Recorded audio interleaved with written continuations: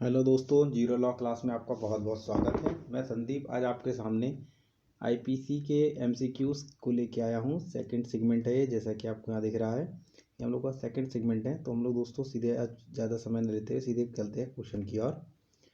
तो दोस्तों जो फर्स्ट क्वेश्चन है हमारा वो है, निम्नलिखित में से किस वाद में वाइल्ड टेस्ट की बात की गई थी। ठीक है दोस्तों, यहाँ पर जो बता रहा है कि किस केस में ये बात की गई थी दोस्तों, तो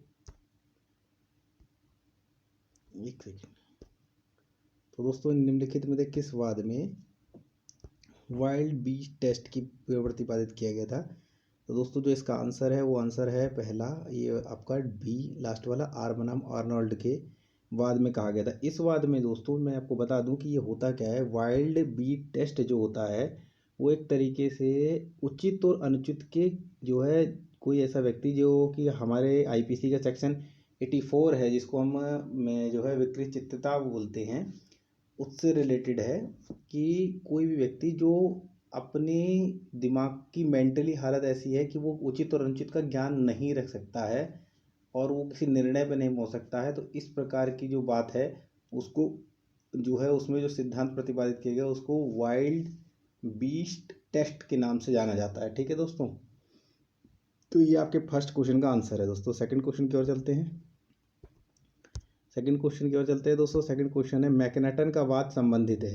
अब ये भी क्या है, ये मैकनेटन जो है ये भी एक केस का ही नाम है। ये सेक्शन 84 से रिलेटेड है। ठीक है दोस्तों, ये सेक्शन 84 से रिलेटेड है, जिसका आंसर हो गया ए, विकृत चित्ता से। सेक्शन 84 विकृत चित्ता है। ये मतता 85 में है। बाल्य अवस्था दो प्रकार की हैं, जो 82 और 83 में दिया है। ठीक है दोस्तों, आगे के चलते हैं थर्ड क्वेश्चन की ओर। थर्ड क्वेश्चन है हमारा आज का कि एक मृत व्यक्ति को एक जो है, यहाँ पे थोड़ा सा क्वेश्चन मिस्टेक है। एक मत है, ये मृत नहीं, एक मत व्यक्ति को बचाव का लाभ मिलेगा। कब मिलेगा? तो एक मत व्यक्ति को, जो मत माने जो नशे में है, उसको बचाव का लाभ कब मिलेगा? जब वह अस्वेच्छित मतता में हो, यानी कि अस्वेच्छित माने अपनी मर्जी के बिना उसको नशा दिया गया हो, यानी कि सेक्शन 85 की बात कर रहा है ये, कि अपनी मर्जी के बिना उसको नशा दिया गया था। ठीक है दोस्तों, तो ये हो गया इस सेक्शन, इसका थर्ड क्वेश्चन का आंसर।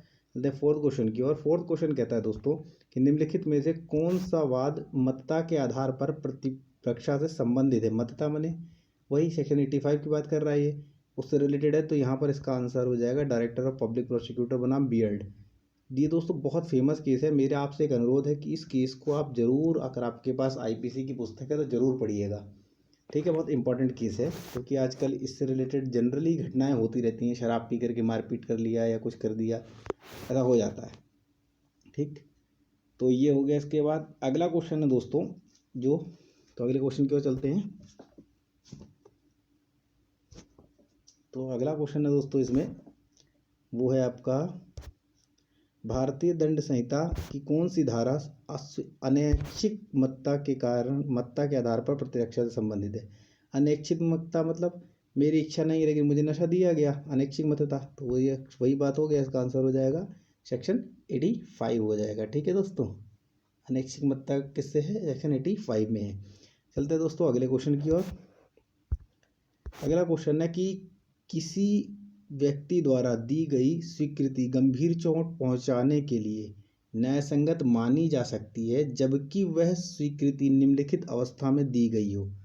ठीक है दोस्तों, तो मत अवस्था में स्वीकृति दी गई हो, 16 वर्ष से कम 16 वर्ष से अधिक उम्र का बच्चा हो, उसने स्वीकृति दी हो कि मुझे गंभीर चोट पहुंचाओ, उपहति के डर से हो। ठीक है, तो ये तीन के कोई आंसर नहीं, इसका आंसर होगा डी, उपरोक्त में से कोई नहीं। आप किसी भी कोई भी व्यक्ति आपको अगर गंभीर चोट पहुंचाने के लिए कहता है तो वो न्यायसंगत नहीं हो सकता। ठीक है, आईपीसी में साफ साफ लिखा है दोस्तों, तो इसलिए ये इसका आंसर हो जाएगा डी। ठीक, मिलते हैं अगला क्वेश्चन जो है दोस्तों।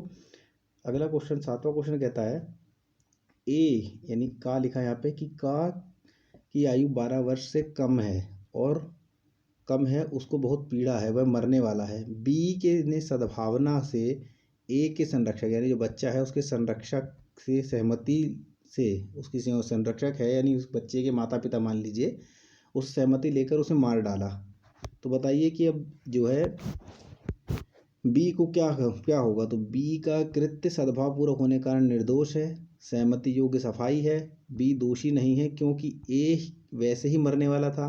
बी दोषी है क्योंकि उक्त परिस्थितियों में इरादतन किसी की हत्या करना चाहिए नहीं माना गया है। ठीक है, यानी नहीं चाहिए, करना नहीं चाहिए माना गया है। तो यहाँ पर क्या होगा, तो आईपीसी साफ साफ कहता है कि आप किसी के साथ जो बीमार है, अगर आप डॉक्टर हैं या कुछ भी है, आप सद्भावपूर्वक मदद तो कर सकते हैं।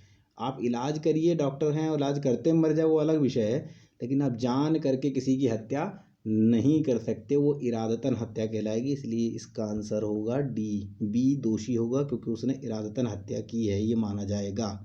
ठीक है दोस्तों, चलते हैं अगले क्वेश्चन की ओर। इसका 8वां क्वेश्चन है दोस्तों, ऐसा कुछ भी अपराध नहीं होगा। कैसा नहीं होगा भाई, तो यहाँ लिख रहा है कि ऐसा कुछ भी अपराध नहीं होगा यदि वह सहमति से किया गया हो, वह किसी व्यक्ति द्वारा धमकी के अंतर्गत किया गया हो, यदि वह संयुक्त है, यदि वह प्राइवेट प्रतिरक्षा के अधिकार के प्रयोग में किया गया है। तो अब इसका आंसर क्या होना चाहिए दोस्तों, तो यहाँ पर जो इसका आंसर होगा वो होगा डी। जो भी प्राइवेट प्रतिरक्षा के अधिकार में जब कोई काम किया जाता है तो वह क्या है, वह अपराध नहीं होता है, लेकिन 99 के एक्सेप्शन उस पर लागू होते हैं। ठीक है, जो रोक है 99 की सेक्शन वो लागू होंगे। चलते हैं अगले क्वेश्चन की ओर दोस्तों। तो अब ये अगला क्वेश्चन है आपका, ये केस लॉ है, इसको ध्यान से समझिए, बहुत सरल है। लेकिन यहाँ पे कह रहा है एक लोहार माने लोहार है जो लोहार का काम करता है, डाकुओं की एक टोली द्वारा अभिगृहित किया जाता है, उन्हें उठा लिया जाता है और तत्काल मृत्यु की धमकी द्वारा अपने औजार लेकर बी के गृह का द्वार तोड़ने का विवश किया जाता है। डाकू जिनकी संख्या 10 है गृह में प्रवेश करते हैं, बी का धन और आभूषण लूट लेते हैं और बी के पुत्र का वध कर देते हैं। अब देखिए इसमें ए की क्या गलती है, तो इसकी ए की कोई गलती नहीं, क्योंकि डाकू ने उसको क्या कहा था, मृत्यु के संकट में डाल दिया था कि हम आकर तुम हमारे साथ नहीं चलोगे, हमारा काम नहीं करोगे तो हम तुम्हारी हत्या कर देंगे। तो वो चला गया, मरता क्या नहीं करता कहते ना, तो वो चला गया, तो वहाँ पर क्या होगा, तो उसको कोई भी सज़ा नहीं मिलेगी। ठीक है, क्यों, क्योंकि मेरे द्वारा मेरी इच्छा के विरुद्ध किया गया कार्य मेरा कार्य नहीं है, सेक्शन 94। ठीक है दोस्तों, सेक्शन 94 इस पे लागू होगा। ठीक, तो यहाँ पर आपका ये हो गया, तो इसका आंसर होगा सी, वह किसी भी अपराध का दोषी नहीं होगा। ठीक दोस्तों, चलते हैं अगले क्वेश्चन की ओर। 10वां क्वेश्चन कहता है, ये भी एक केस लॉ है, ए नामक नौकर के मालिक ने जब मृतक की हत्या की तो ए ने तत्काल मृत्यु की धमकी के कारण मृतक की टांग पकड़ रखी थी तथा उसके पश्चात उसने लाश को हटाया। इस प्रकार वो किसका दोषी होगा, ए नामक नौकर जो है वो किसका दोषी होगा, तो यहाँ पर जो है सीगा कि ए किसी अपराध का दोषी नहीं होगा। सेम जो पिछला वाला केस था उसी की घटना है, सेक्शन 94 यहाँ भी लागू हो जाएगा दोस्तों, ये ध्यान देने वाली बात है। ठीक, आगे चलते हैं, अगला क्वेश्चन हो जाएगा दोस्तों। अगला क्वेश्चन जो है वो है, शरीर की आत्मरक्षा का अधिकार स्वेच्छाया मृत्यु कारित करने का अधिकार करता है यदि अपराध घटित होता है। अब देखिए यहाँ क्या कह रहा है, शरीर की आत्मरक्षा का अधिकार जो है वो कब जो है मृत्यु कारित करने का अधिकार प्रदान करता है, ये पूछ रहा है। तो यदि घटना जब मृत्यु कारित की जाएगी ऐसी युक्त आशंका पैदा हो जाए, जब साधारण उपपत्ति कारित करने के लिए हो, जब चोरी और संजात इस प्रकार का हो, स्वेच्छा उपपत्ति कारित करने के लिए भागने वाले अभियुक्त को गिरफ्तार। यहाँ पर दोस्तों जो इसका आंसर है वो ए होगा कि आप किसी की मृत्यु तभी कर सकते हैं जब आपको खुद ये युक्ति कर सकता है कि आपकी मृत्यु हो जाएगी यदि आप उसे नहीं मारेंगे तो। लेकिन वो इतना गंभीर स्थिति होनी भी चाहिए, कोई आदमी अकेले आ गया बिना हथियार के आपके सामने खड़ा हो गया है और आप डर गए कि ये मुझे मार देगा, मेरी हत्या हो जाएगी, ऐसे नहीं। अब उसके हाथ में हथियार है और वो आपको मारने की कोशिश कर रहा है, तब आपने बदले मार दिया, तब आपको ये पूरी प्राइवेट डिफेंस का अधिकार मिल जाएगा। ठीक है दोस्तों, आगे हो गए, यहाँ पर जो आपको लागू होगा सेक्शन वो 100 हो जाएगा। आगे चलते हैं दोस्तों। अब 12वां क्वेश्चन कहता है, सही उत्तर को इंगित कीजिए। आईपीसी की 18(7) के अंतर्गत प्राइवेट प्रतिरक्षा का अधिकार है। तो प्राइवेट प्रतिरक्षा का अधिकार कहाँ है, कौन से, ये कह रहा है कि प्राइवेट प्रतिरक्षा का जो अधिकार है वो कौन से निर्बंधनों के अंतर्गत है। यहाँ पे थोड़ा क्वेश्चन मिस्टेक है, निर्बंधन की बात कर रहे हैं तो धारा 99 के निर्बंधनों के अधीन ही प्राइवेट प्रतिरक्षा का अधिकार लागू होता है और मिलता है दोस्तों। ठीक है दोस्तों, चलते हैं अगले क्वेश्चन की ओर। हमारा अगला क्वेश्चन जो है आज का अगला क्वेश्चन है 13 क्वेश्चन जो है हमारा, वो कहता है कि शरीर और संपत्ति की प्राइवेट प्रतिरक्षा के संबंध में निम्नलिखित में से किस परिस्थिति में अधिकार उत्पन्न नहीं होगा। तो किस परिस्थिति में नहीं होगा? तो इसका आंसर होगा ए, जहाँ लोक प्राधिकारी से संरक्षण प्राप्त करने का पर्याप्त समय और अवसर हो। अगर ये एक चीज़ है तो आपको उपलब्ध नहीं होगा। शेष स्थिति में आप कर सकते हैं, जब आपको गंभीर चोट पहुंचने और तथा मृत्यु की संभावना हो, ठीक है, जब आघात हथियार हो, ठीक है, इनमें तो कर सकते हैं। अगले क्वेश्चन पे चलते हैं दोस्तों। 14 कहता है निम्नलिखित में से किसमें शरीर की प्राइवेट प्रतिरक्षा के अधिकार का विस्तार मृत्यु कारित करने तक नहीं होगा? तो देखिए, बलात्कार के केस में होता है, अपहरण के केस में होता है, विपहरण के केस में मृत्यु कारित कर सकते हैं, लेकिन सदोष अवरोध कोई कर रहा है तो उसके लिए आप उसकी हत्या नहीं कर सकते हैं। तो इसका आंसर हो जाएगा डी। चलते हैं अगले क्वेश्चन की ओर। संपत्ति की प्रतिरक्षा में कब हत्या नहीं की जा सकती है? तो लूट में हत्या की जा सकती है, रात्रि गृह भेदन में की जा सकती है, अग्नि द्वारा अरेस्टी में की जा सकती है, उद्यापन में नहीं की जा सकती है। उद्यापन बने एक्सटॉर्शन 383 आपने पढ़ाई होगा, ठीक है, ये उससे रिलेटेड है। अगले क्वेश्चन की ओर चलते हैं दोस्तों। निम्नलिखित में से कौन सा कथन पूर्णतः सही है? अब ये बताना है आपको कि निम्नलिखित में से कौन सा कथन जो है वो पूर्णतः सही है। प्राइवेट प्रतिरक्षा का अधिकार केवल वयस्कों को ही उपलब्ध है। प्राइवेट प्रतिरक्षा का अधिकार केवल उनको उपलब्ध है जो विधि के अंतर्गत अधिकारित करने में अक्षम है। प्राइवेट प्रतिरक्षा का अधिकार केवल लोक सेवकों को उपलब्ध नहीं है। प्राइवेट प्रतिरक्षा का अधिकार उम्र और क्षमता का विचार किए बिना सभी को उपलब्ध है। तो इसका आंसर हो जाएगा डी। प्राइवेट प्रतिरक्षा का अधिकार सबको उपलब्ध है, उसके लिए कोई उम्र और क्षमता की आवश्यकता नहीं है, ठीक है। अगले क्वेश्चन की ओर चलते हैं। 17वां क्वेश्चन हमारा कहता है निम्नलिखित में से किसमें संपत्ति की निजी सुरक्षा का अधिकार प्रारंभ होता है? संपत्ति की निजी सुरक्षा यानी प्राइवेट डिफेंस ऑफ प्रॉपर्टी के लिए की बात कर रहा है। तो यहाँ पर क्या, जब संपत्ति को खतरे का भय बताया जाता है, जब संपत्ति पर खतरे के युक्त भय प्रारंभ हो जाए, जब संपत्ति पर हमला हो, जब संपत्ति को खतरे की धमकी देने वाले व्यक्ति के मौके पर उपस्थित हो जाता है। अब यहाँ आपको आंसर देना है कि इसका आंसर क्या होगा। तो दोस्तों यहाँ पर जो इसका आंसर होगा कि इसका जो आंसर है यहाँ पर किस प्राइवेट प्रतिरक्षा के अधिकार में, संपत्ति के अधिकार में कब होगा? तो यहाँ इसका आंसर हो जाएगा दोस्तों कि जब जो है युक्त आशंका पैदा हो जाती है तभी शुरू हो जाता है। किसी भी चीज़ में जब युक्त भय प्रारंभ हो जाए तभी माना जाता है, चाहे वो शरीर के विरुद्ध हो चाहे वो संपत्ति के विरुद्ध हो, ठीक है दोस्तों। 18वां क्वेश्चन की ओर चलते हैं। हमारा 18वां क्वेश्चन आज का कहता है दुष्प्रेरण के संबंध में निम्नलिखित कथनों से कौन सा गलत है? दुष्प्रेरण के संबंध में कौन सा गलत है? तो इनमें से बाकी सब सही है दोस्तों। इसका अंतिम अक्षर है कि ये दुष्प्रेरण अपराध नहीं है, ये गलत है। दुष्प्रेरण करना भी अपराध है। इसके लिए इसको फॉर एग्जाम्पल ऐसा समझ लीजिए कि मैंने आपको उकसाया कि आप किसी और को उकसाइए कि हत्या करने के लिए, मैंने ऐसा किया, ठीक। तो यहाँ पर मैंने आपको उकसाया और आपने किसी और को उकसाया और उसने हत्या कर दी।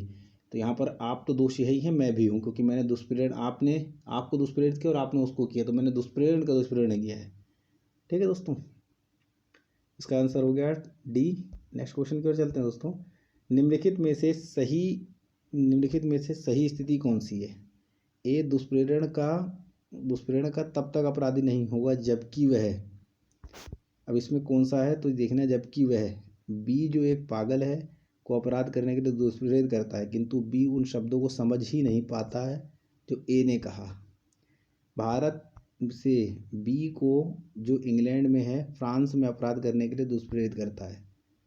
बी को प्रस्थापना करता है कि यदि एक मिथ्या दस्तावेज बनाएगा तो उसे पुरस्कृत करेगा, किंतु बी मना कर देता है, ठीक है। और अंतिम कहता है यह ज्ञात होने पर कि बी ने एक मिथ्या दस्तावेज बनाया है, ए बी को पुरस्कृत करता है। निम्न, ठीक है, दुष्प्रेरण का तब तक अपराधी नहीं होगा जबकि वह। तो इसमें आंसर बताना है कि इसमें कौन सी स्थिति है, तब तक अपराधी नहीं होगा जबकि वह कौन सा अपराध किया है। तो इसमें दोस्तों अपराध की बात बतानी है आपको, तो इसमें जो आंसर हो जाएगा वो आंसर है आपका डी, ठीक है दोस्तों, ये ध्यान रखना है आपको, इसका आंसर हो जाएगा डी। नेक्स्ट क्वेश्चन की ओर चलते हैं। नेक्स्ट क्वेश्चन है असत्य कथन इंगित कीजिए। असत्य माने जो गलत है उसको इंगित करना है, उसको बताना है कि कौन सा है। तो यहाँ पर देखिए, अपराध का दुष्प्रेरण दंडनीय है, ठीक है, तो ये स्वाभाविक चीज़ है, तो आपको बताना है अपराध का दुष्प्रेरण है। 7 वर्ष से कम आयु के बच्चे को दुष्प्रेरित नहीं किया जा सकता है, ये गलत है। दुष्प्रेरण किसी के लिए भी किसको भी दुष्प्रेरित किया जा सकता है। तो हमारा असत्य कथन कौन सा है, पी हो जाएगा। बाकी सब पढ़ने की आवश्यकता नहीं है, बाकी तो सही है। ठीक है, चलते हैं अगले क्वेश्चन की ओर। 21वां कहता है, ये केस लॉ है, इसको पढ़िए। गुरुवचन सिंह पर एक भीड़ द्वारा आक्रमण किया जाता है जो कि हत्या करने का प्रयत्न कर रही थी। वह उस भीड़ को गोली चला देता है जो कई लोग, ठीक है, चला देता है तो कई लोग मर सकते हैं, लेकिन बिना गोली चलाए वह स्वयं की सुरक्षित नहीं बचा सकता। वह गोली चला देता है जिसमें 15 बच्चों की मृत्यु हो जाती है। इस प्रकरण में निम्नलिखित कथनों को सही बताइए। तो गुरुवचन सिंह ने कोई अपराध नहीं किया, गुरुवचन सिंह ने असावधानी पूर्ण कृत्य किया, गुरुवचन सिंह ने मृत्यु कारित करने का अपराध किया, उपरोक्त कथन असत्य हैं। ठीक है, आपको गुरुवचन सिंह के बारे में बताना है। तो गुरुवचन सिंह ने कोई अपराध नहीं किया क्योंकि उसने प्राइवेट डिफेंस किया है, अपनी रक्षा की है। अगले क्वेश्चन की ओर चलते हैं। 22वां क्वेश्चन कहता है, निम्नलिखित कथनों में से कौन सा कथन सही नहीं है। ठीक है दोस्तों, ये बताना है। तो यहाँ पर कौन सा कथन सही नहीं है। तो दुष्प्रेरण का दुष्प्रेरण करना, ये कथन यहाँ पर गलत है। दुष्प्रेरण का दुष्प्रेरण अपराध होता है, ये मान याद रखिएगा। दुष्प्रेरण का दुष्प्रेरण क्या होता है, अपराध होता है। ठीक है दोस्तों, नेक्स्ट क्वेश्चन की ओर चलते हैं।